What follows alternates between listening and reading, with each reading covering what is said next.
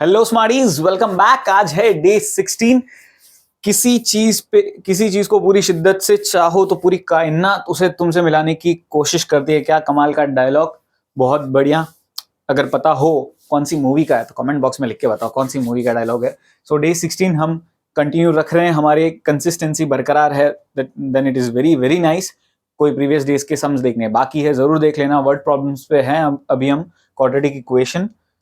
So first question, equation of x plus 1 whole square minus x square equals to 0 has number of real roots equal to number of real roots पूछा है, real root की value नहीं पूछी है। मैं clear कर दूं, number of real roots पूछा है। सो यहां पर कैसे इसको करेंगे ध्यान से समझना। कुछ कई तरीके हो सकते हैं, चाहो तो ब्रैकेट ओपन करके सिंप्लीफिकेशन कर दो तो भी चलेगा, वरना एक तरीका ये भी है, इस पूरे को a माना, इस पूरे को b माना और ए स्क्वायर माइनस बी स्क्वायर की आइडेंटिटी लगा दी जो कि होती है ए प्लस बी और ए माइनस बी। तो इस हिसाब से ये बन जाएगा ए प्लस बी और ए माइनस बी। सो यहां पर ये बन जाएगा 2x प्लस 1 और यहां बचेगा सिर्फ 1, x और x कट जाएगा तो ये पूरा सिंप्लीफाई होकर सिर्फ इतना बचा। यहां पर x की वैल्यू आ जाएगी -1/2। तो x की कितनी वैल्यूज आई? सिर्फ और सिर्फ एक, और जो वैल्यूज आती है उन्हीं को रियल रूट्स बोला जाता है। तो एक रियल रूट आया, यानी ऑप्शन ए यहां पर करेक्ट आंसर है। आई होप समझ में आ गया। बहुत बहुत इंटरेस्टिंग इजी क्वेश्चन। इस तरह का सिंप्लीफिकेशन हो सकता है आप इस ब्रैकेट को ओपन करके सॉल्व करो तो भी पूरे मतलब सेम तरीके से ही आंसर आएगा, सेम ही आंसर आएगा। Next question number 2, solve the quadratic equation. अब क्वाड्रेटिक इक्वेशन कुछ ऐसा दिया हुआ है मुझे, 4√3x² प्लस 5x माइनस 2√3। अब देखो, रूट वाले इक्वेशंस का मिडिल टर्म स्प्लिटिंग थोड़ा सा डिफिकल्ट पड़ता है, पता नहीं चलते हैं स्प्लिटिंग फैक्टर्स क्या होंगे। अगर स्प्लिटिंग फैक्टर्स पता चल भी जाए तो कॉमन निकालने के प्रोसीजर में गलती होती ही है। तो सबसे बेस्ट इसमें क्वाड्रेटिक इक्वेशन या क्वाड्रेटिक फॉर्मूला मेथड कर लो। क्वाड्रेटिक फॉर्मूला मेथड क्या कहता है? सबसे पहले तो मेरा a क्या होगा 4√3, b क्या होगा 5 और c क्या होगा -2√3। सो इस लॉजिक से d की वैल्यू होगी b² माइनस 4ac। वो मैं वैल्यू पुट करूं तो 5ac। a की वैल्यू 4√3 और c की वैल्यू मेरी -2√3। इस सिंप्लीफिकेशन से मुझे 5 का स्क्वायर 25 मिलता है। ये माइनस माइनस प्लस होगा, 4 × 4 16, 16 2 32 और 32 × 3 भी होगा √3 तो ये कंफ्यूजन मत रखना। 4 4 16, 16 2 32 और रूट वालों का सिंप्लीफिकेशन √3 3। अब 32 × 3 होता है 96, कुछ ऐसा मिलेगा मुझे। अब 6 5 11, एक कैरी 10 2 12, 121 मुझे मिल गया डी। आगे ढूंढना है x। x होता है -b plus minus √d upon 2a। So minus b की वैल्यू है मेरी 5 प्लस माइनस √d मतलब √121। a की वैल्यू है यहां 4√3। सो ये आगे जाकर मिलेगा मुझे -5 प्लस माइनस 11 अपॉन 8√3। 11 कैसे आया? तो 121 जो है वो 11 का स्क्वायर होता है, सो स्क्वायर रूट लिया तो 11 मिल गया। अब x की दो वैल्यूज -5 प्लस 11 अपॉन 8√3 और दूसरा -5 माइनस 11 अपॉन 8√3। सो ये बन जाएगा 11 माइनस 5 6, सो 6 अपॉन 8√3 कटेगा तो ये मिल जाएगा 3/4√3। यहां छोड़ो चलेगा, √3 को सिंप्लीफाई कर दो तो भी चलेगा, सब वैलिड है। यहां मिलेगा -16/8√3, 8 2 16 होता है, सो -2/√3। ये दोनों ही x की वैल्यूज है। आई होप समझ में आया। इंटरेस्टिंग इजी क्वेश्चन था। That's it. नेक्स्ट, ये बहुत ही इंटरेस्टिंग ऐसे क्वेश्चन सबसे ज्यादा मजेदार होते हैं, और बोर्ड में कॉम्पिटेंसी बेस्ड क्वेश्चंस जो होते हैं वो इस तरह के ही होते हैं, जहां पर आपकी कंसेप्ट क्लैरिटी कितनी है वो चेक की जाती है। By increasing the list price of a book by ₹10, a person can buy 10 less books for ₹1200। यानी कि ध्यान से समझना, 1200 रुपए एक पर्सन के पास है, फिक्स 1200 रुपए ही है, और उसकी कुछ नंबर ऑफ किताबें वो खरीद सकता है। अगर हर किताब का 10 रुपए से रेट बढ़ा दिया जाए, महंगी कर दी जाए, तो वो कम बुक्स खरीद पाएगा। क्योंकि अमाउंट तो उसके पास फिक्स ही है, 1200 रुपए ही है। ठीक है, अगर मैं भाव बढ़ा दूंगा तो मैं कम क्वांटिटी में खरीद पाऊंगा, प्रैक्टिकली लॉजिक है। ठीक है ना, सपोज करते हैं कि 10 रुपए की एक मैगी है और मेरे पास 100 रुपए है। ठीक है, तो 100 रुपए में अब मैं 10 रुपए की कितनी मैगी खरीद पाऊंगा? 10 पैकेट्स। अब 10 का मैंने 20 रुपए कर दिया मैगी का भाव, और मम्मी ने तो मुझे 100 रुपए ही दिए, तो अब मैगी मैं सिर्फ 20 रुपए के हिसाब से 5 पैकेट खरीद पाऊंगा। तो जब अमाउंट बढ़ा दिया जाए तो मैं क्वांटिटी मुझे कम मिलेगी। सेम लॉजिक यहां पर लग रहा है। तो मैं क्या करूंगा, ध्यान से समझना। लेट, क्या बोला है, हाँ, अब दोनों में से कोई भी एक चीज को मैं सपोज कर सकता हूं। क्या किया, इंक्रीज किया ना। Let the price of one book be X. ठीक है ना, देयरफॉर पर्सन कैन बाय, कितनी बुक्स खरीद सकता है वो इनिशियली? ठीक है ना, 1200 डिवाइड बाई एक्स बुक्स। ठीक है ना, एक बुक की कीमत से मैं डिवाइड कर दूं तो नंबर ऑफ बुक्स वो कितनी खरीद सकता है वो पता चलता है। Now if price increases by ₹10, 10 रुपए से भाव बढ़ रहा है ना, हाँ, ही कैन बाय, अगर 10 रुपए से भाव बढ़ा दिया जाए तो वो कितनी बुक्स खरीद पाएगा? x प्लस 10 बराबर। ठीक है ना, पहले x रुपीस था, अब भाव कितना हो गया? x प्लस 10 बढ़ गया, राइट। तो कितनी बुक्स खरीद पाएगा? इतनी। तो यानी पहले जितनी बुक खरीद पा रहा था माइनस अब जितनी बुक खरीद पा रहा है इक्वल्स टू कितनी बुक्स उसके पास एक्स्ट्रा बच रही है? 10।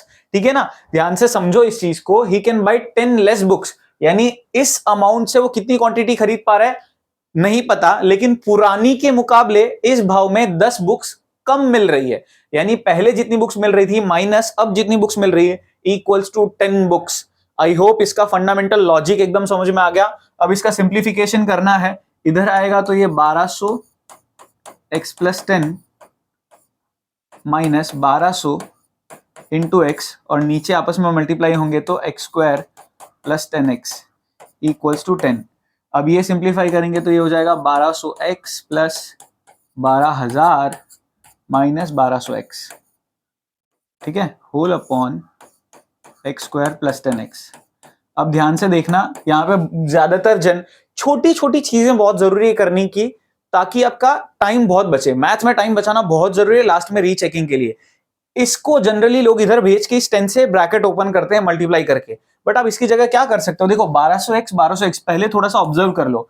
अब यहां अकेला क्या है? 12,000 जो कि 10 से डिवाइड होता है।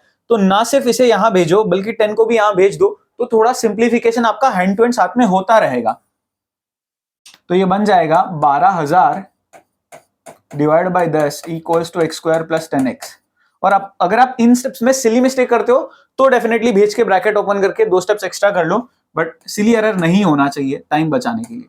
सो 1200 equals to X square plus 10x, ये 1200 इस साइड आएगा, so X square plus 10x minus 1200। अब देखते ही बड़ा नंबर हो ना उसका मिडिल टर्म स्प्लिटिंग और आसान होता है। देखते ही आपका दिमाग में एकदम खनकना चाहिए दो नंबर जिनके मल्टीप्लिकेशन में 1200 के आसपास आए। जीरोस तो खास करके बहुत सिंपल ही होते हैं, उसको इग्नोर कर दिया करो। दो नंबर जिनको मल्टीप्लाई करके 12 आता है तो 3 और 4 दोनों के साथ में 0 लगा दूं तो 30-40 होता है। 30-40 का डिफरेंस 10 भी है, 30-40 का मल्टीप्लिकेशन 1200 भी है। सो इसका splitting simple 40x minus 30x minus 1200 equals to 0। x common लिया, अंदर बचा x plus 40 minus 30। So simplify करने पर एक x आ रहा है नेगेटिव, जो कि पॉसिबल नहीं है, x आ रहा है 30।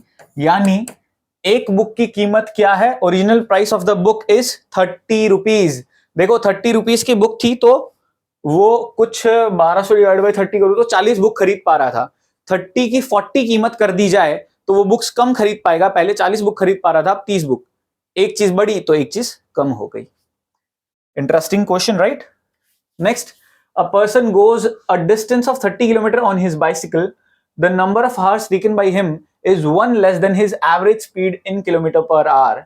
Find the time taken by him to complete the journey. A person goes a distance of 30 km on his bicycle. the number of hours taken by him is 1 less than his average speed in kilometer per hour. Okay क्या हो रहा है ध्यान से समझते हैं. Distance हमको दिया हुआ है 30 किलोमीटर. अब सपोज करते हैं एवरेज स्पीड जो है वो x है. The number of hours taken by him is 1 less than his average speed in kilometer. I assume यहां पर थोड़ा सा क्वेश्चन में एरर है. थोड़ा सा स्पीड के बारे में इंफॉर्मेशन होनी चाहिए थी. The number of hours taken by him is 1 less than his average speed in kilometre पर. हाँ कुछ तो छोटा सा आई थिंक गड़बड़ है, बट मैं इसको वापस एनालिसिस करके देख लूंगा. आगे की वीडियोस में इसको ऐड ऑन कर लेंगे. 3 consecutive integers are such that the sum of the square of second and product of the other two. देखो पहली बात तो 3 consecutive integers जैसे ही आए तो समझ जाना x, x plus 1 और x plus 2. पहले तो let the 3 numbers be, ये लिख देंगे हम. इसके बाद अब हमको बोला है such that the square of second and product of such that the sum. अच्छा sum हो रहा है. sum किस चीज का? square of the second. तो सेकंड वाले टर्म का स्क्वायर और सम ये ऐड हो रहा है किस चीज से? प्रोडक्ट ऑफ अदर टू, यानी पहला और लास्ट, इन दोनों का प्रोडक्ट. ठीक है ना. सेकंड का स्क्वायर और फर्स्ट और थर्ड का प्रोडक्ट, इन दोनों चीजों का सम 161 के बराबर है. देखो ऐसे इंग्लिश से मैथ्स लिखना आना चाहिए. आगे का काम मैं 100% श्योर हूं आप कर सकते हो, बट ये स्टेप कैसे लिखते हैं वो मतलब एकदम डीपली प्रैक्टिस हो जाना चाहिए. अब a plus B whole square की आइडेंटिटी से a square plus 2ab, so 2x plus b square मतलब 1 का स्क्वायर, इधर a square plus 2x square plus 2x हो जाएगा 4x plus 1 minus 161 equals to 0. So 2x square plus 4x minus 160. 2 common लेके simplification करूं तो simplified equation कुछ ऐसा बन जाएगा. ठीक है, ये तो हमारा सिंप्लीफाइड इक्वेशन बन गया. अब 10 10 100 होता है, 10 8 80.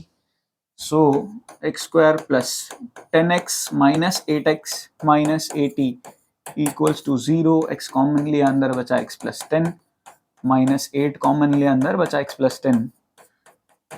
लास्ट में x की एक वैल्यू मिली माइनस 10, जो हो नहीं सकता क्योंकि कंसेक्यूटिव इंटीजर्स हो सकता है, फिर तो कंसेक्यूटिव इंटीजर्स नेगेटिव भी आ सकते हैं.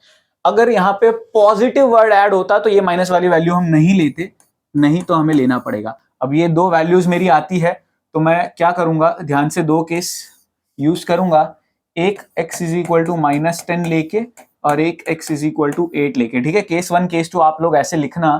सो x मुझे माइनस 10 मिलता है तो x प्लस 1 मेरा हो जाएगा माइनस 10 प्लस 1 यानी कि माइनस 9, और x प्लस 2 मेरा होता है माइनस 10 प्लस 2 यानी कि माइनस 8. सो नंबर्स मेरे होते हैं माइनस 10 माइनस 9 माइनस 8. या दूसरा सिनेरियो x प्लस 1 के हिसाब से 8 प्लस 1 यानी कि 9, और x प्लस 2 के हिसाब से 8 प्लस 2 यानी कि 10. सो दूसरा सिनेरियो होता है 8 9 और 10. सो ये दो केसेस की ऐसी ऐसी पॉसिबिलिटीज मेरी निकल के आती है. नेक्स्ट क्वेश्चन भारी भयंकर खतरनाक क्वेश्चन देख के हालत खराब हो जाती है, हालत टाइट हो जाती है. सो लेकिन सिंप्लीफिकेशन ही करना है अपने को, ज्यादा ऐसे दिमाग बहुत ज्यादा तेज दौड़ाना नहीं है. इधर उधर लेके एलसीएम लेके सिंप्लीफिकेशन करना है. थोड़ा लेंदी होगा, डिफिकल्ट कतई नहीं है. सो पहले तो मैं लिख देता हूं 4x minus 3 upon 2x plus 1, ये ब्रैकेट है माइनस 10, और दूसरा bracket 2x plus 1 upon 4x minus 3 equals to 3. कुछ ऐसे दूसरा ब्रैकेट है. अब सबसे पहले एलसीएम से ये इधर क्रॉस मल्टीप्लाई होगा और नीचे आपस में मल्टीप्लाई होगा, यानी ये इधर गया तो ये बन जाएगा 4x माइनस 3 का स्क्वायर माइनस 10, और ये इधर आया तो 2x प्लस 1 का स्क्वायर, और नीचे आपस में brackets.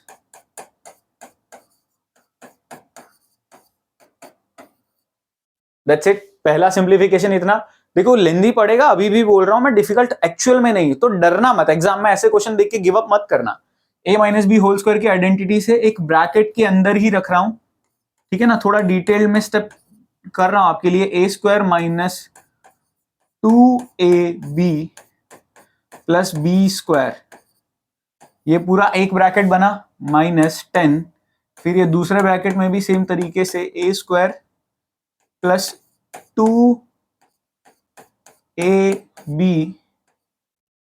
Plus B square whole upon नीचे फर्स्ट टर्म इंटू लास्ट, देखो ये इंटू ये, फिर ये इंटू ये, फिर सेम तरीके से 1 भी दोनों चीज से मल्टीप्लाई होगा, तो ये 2x इंटू 4x होता है 8x square, 2x into -3 is -6x, 1 into 4x is 4x, 1 into -3 is -3, और इक्वल्स टू में इधर मेरे पास 3 है। अब सिंप्लीफाई करूंगा, इस ब्रैकेट्स को खोलूंगा तो ये हो जाएगा 16x स्क्वायर माइनस 2 4 8, 8 3 24, सो 24x प्लस 9, ये पूरा एक ब्रैकेट -10, और इधर ब्रैकेट में खुलेगा तो 4x square plus 4x plus 1 whole divide by, इसका थोड़ा सा सिंप्लीफिकेशन करूं तो 8x square minus 2x minus 3 equals to 3।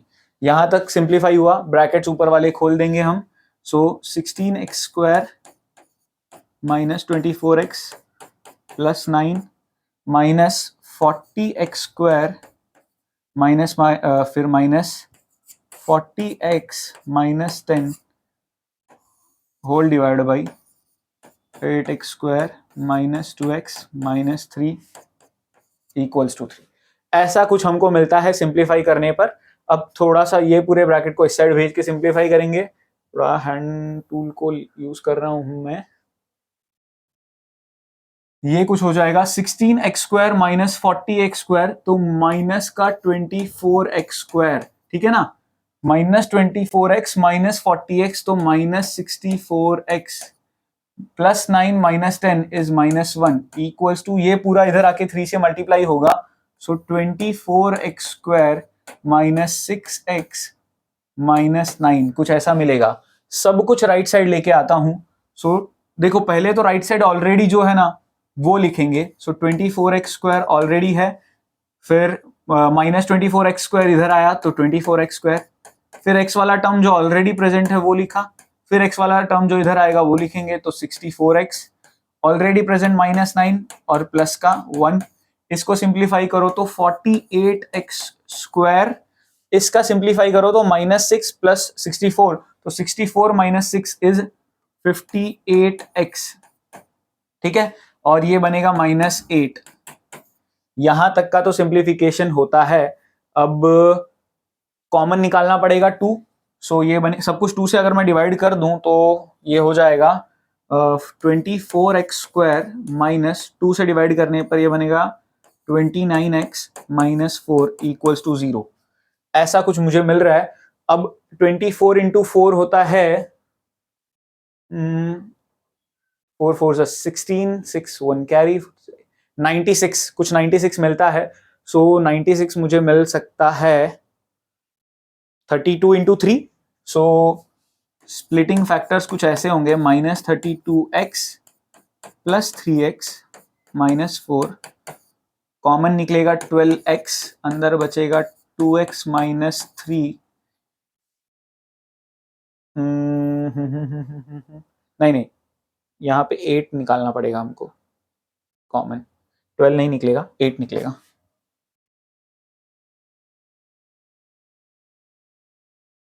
So 8x common निकलने पर यहाँ बचेगा 3x माइनस 4, यहाँ कॉमन कुछ नहीं, so 3x minus 1, so 3x minus 4 equals to 0 और 8x plus 1 equals to 0। So x की फाइनल वैल्यू निकल के आती है, एक तो 4/3 और एक वैल्यू निकल के आती है -1/8। ये दो वैल्यूज होती है। अब क्वेश्चन में एक चीज दी हुई थी कुछ कंडीशन के हिसाब से, 3/4 नहीं हो सकता, हमारा तो 4/3 आ रहा है, तो यही दोनों मेरे फाइनल आंसर कहलाएंगे। बहुत क्रेजीली इंटरेस्टिंग क्वेश्चन, राइट? इतना डिटेल्ड सॉल्यूशन आपको करना पड़ेगा। फटाफट से आपका आज का कोड बता देता हूं, 4567 4 5 6 7, वेरी सिंपल, दैट्स इट। एक बार वो पिछला क्वेश्चन जरूर वापस करना, बड़ा इंटरेस्टिंग है। आपके कितना सिली मिस्टेक करने से आप प्रिकॉशियस हो, वो एबिलिटी आपकी पता चल जाती है। कितना डिटेल में हम सॉल्यूशन करते करते कहीं पे भी एक सिली एरर कर रहे हैं कि नहीं कर रहे हैं, वो पता चल जाता है। आई होप सब कुछ समझ में आया होगा। Thank you so much for watching, मिलते हैं नेक्स्ट वीडियो में।